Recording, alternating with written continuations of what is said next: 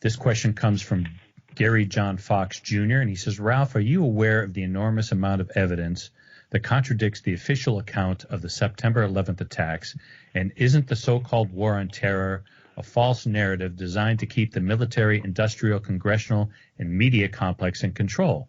Why have you been quiet about 9/11? Well, I haven't been quiet about 9/11.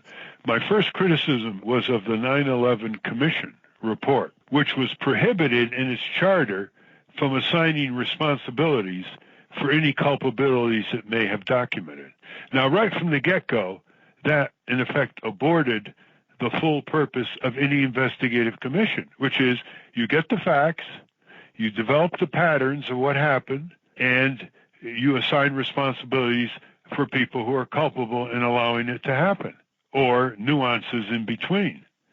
That's number one. Number two, the 9/11 report ignored a lot of questions. It was, for example, forced by the White House to have depositions of George W. Bush and Dick Cheney in secret, and they couldn't take notes. The commission was not allowed to take notes of the interrogation of George W. Bush and Dick Cheney. So slam number two. Slam number three is that it produced a report that became a taboo to challenge. So anybody who challenged it was considered kooky or a conspiracy person. Well, there's a very thoughtful professor, David Ray Griffin, who's written more than one book analyzing the flaws in the 9/11 Commission report and other aspects of the 9/11 event. And, of course, he was never debated because he was considered a conspiracy theorist. You see how something completely shuts down the right of debate and cross-examination. Now, New York City had enough people, and they didn't want to take the 9/11 report as gospel, and so they had a referendum in 2009 to start their own 9/11 investigation. Unfortunately, it was bogged down, and I don't think it ever prevailed, and that was never picked up. But there were thousands of people in New York City saying, hey, look, this thing hit our city, and we've got questions that haven't been answered, and we're going to have our own investigation. The other aspect is that without the families of the deceased in 9/11, the mothers and others who went to Washington, there wouldn't even have been a 9/11 Commission report. Hey, what are you talking about? A major attack on the United States, and there wasn't going to be an official federal government report if it wasn't for the families of the deceased? Another element of skepticism there. Jim Ridgway wrote a book. He's a fabled journalist, very down to earth, called 5 Unanswered Questions on 9/11.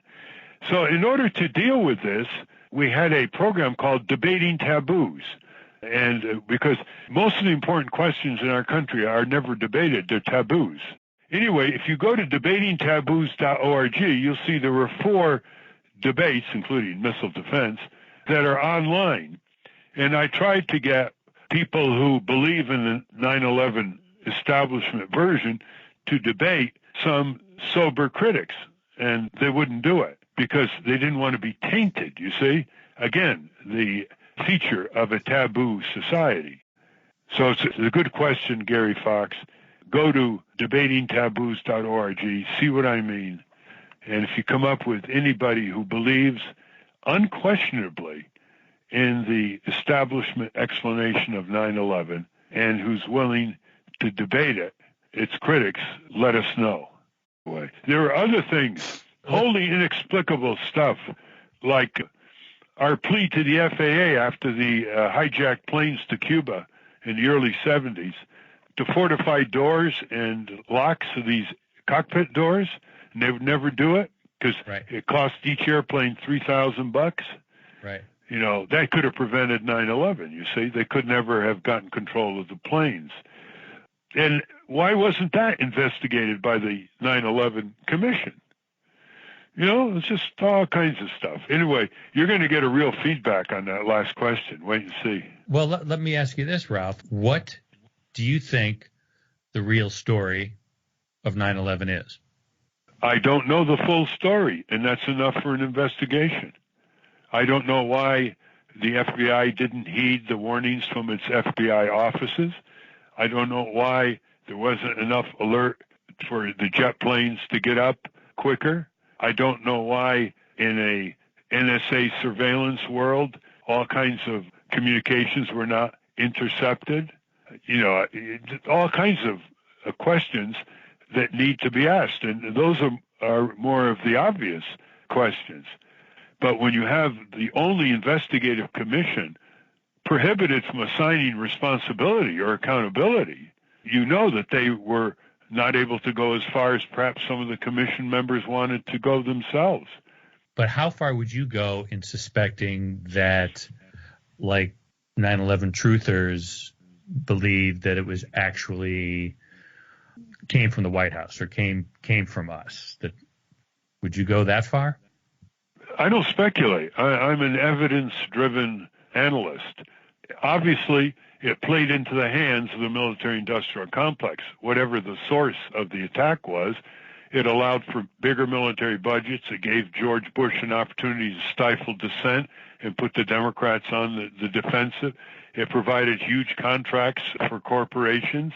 It provided for George Bush being able to avoid paying attention to domestic necessities of the American people because of the all-consuming passion he had for the war on terror, as he called it.